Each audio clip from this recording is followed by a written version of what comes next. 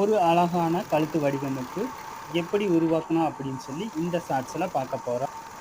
முதலில் இலை வடிவ துளையை உருவாக்கி அதனுடைய அடிப்பகுதியில் சேலையில் மற்றொரு நிற வடிவ துணியை எடுத்து அந்த இலை வடிவ துளையின் அடியில் வைத்து தைத்து கை எம்ப்ராய்டிங் நூலால் தையல் இயந்திரத்தால் நேரான தையலிட்டு வெள்ளை நிற பாசிமணிகளை வைத்து தைத்து ஒரு அழகான இலை வடிவத்தை உருவாக்கி அதை சுற்றிலும் ஒரு சாதாரண எம்ப்ராய்டிங் தையல் இயந்திரத்தால் சின்ன சின்ன மலர்களை உருவாக்கி அதனுடைய நடுப்பகுதியில் மற்றொரு நிற நூலால் நிரப்பி பார்ப்பதற்கு அழகான ஒரு மலர் வடிவத்தை உருவாக்கி அதை சுற்றிலும் மாலை போல் 3 இலை வடிவங்களை கோத்தால் போல் ஒரு அருமையான வடிவத்தை உருவாக்கி ஒரு அழகான கழுத்து வடிவ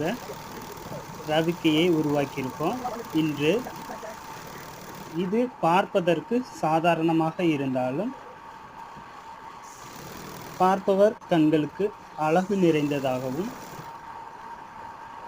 பாசிமணி வேலைப்பாடுகளுடன் ஒரு அழகான ரவிக்கை கழுத்து வடிவமைக்கப்பட்டுள்ளது. இந்த ஷார்ட்ஸில் ரவிக்கையோட முழு கழுத்து வடிவமும் முடிவடையவில்லை.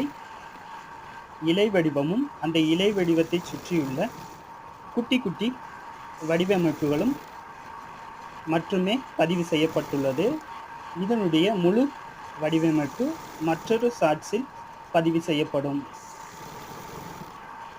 அது மிகவும் அழகாகவும் அருமையாகவும் வடிவமைக்கப்பட்டு நிறைவடைந்துள்ளது.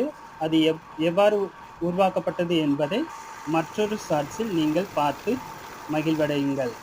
இதுபோல புதிதாக நீங்களும் ஒரு வடிவத்தை உருவாக்கி மகிழ்ச்சி கொள்ளுங்கள். மற்றவர்கள் உருவாக்கிய வடிவத்தை உருவாக்காமல் நீங்களாகவே ஒரு புதிதாக ஒரு வடிவத்தை உருவாக்கினார். அதனால் கிடைக்கும் மகிழ்ச்சி அளப்பரியாதது. நாம் உருவாக்கும் வடிவத்தை மற்றவர்கள் அதை பின்தொடரும்படி நம்மளுடைய வடிவமைப்பு இருக்க வேண்டும்.